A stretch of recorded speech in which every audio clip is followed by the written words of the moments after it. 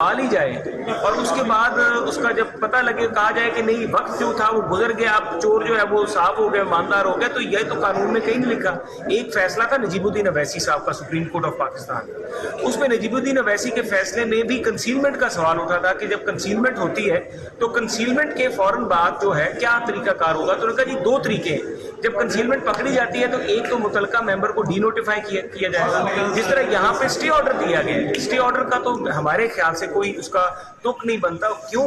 क्योंकि 120 दिन वाला मामला है नहीं। नजीबुद्दीन अवैसी का अदालत सुप्रीम कोर्ट ऑफ पाकिस्तान का फैसला मौजूद है, इन द फील्ड है। उस सुप्रीम कोर्ट के फैसले की मौजूदगी में अब गुंजाइश नहीं है कि यहाँ पर क्रिमिनल कार्रवाई के खिलाफ कोई स्टे ऑर्डर दिया जाए।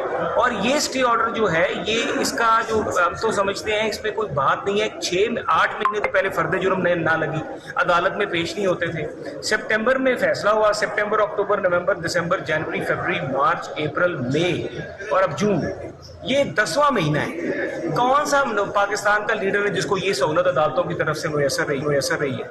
क्या नवाज शरीफ का मुकदमा 10 महीने लटक सका था? तो ये पार्टियां बन रही हैं, नई नई पार्टियां वजूद में आ रही हैं और ऐसी सारी सूरत हाल के बीच में कराची की मर्दमशुमारी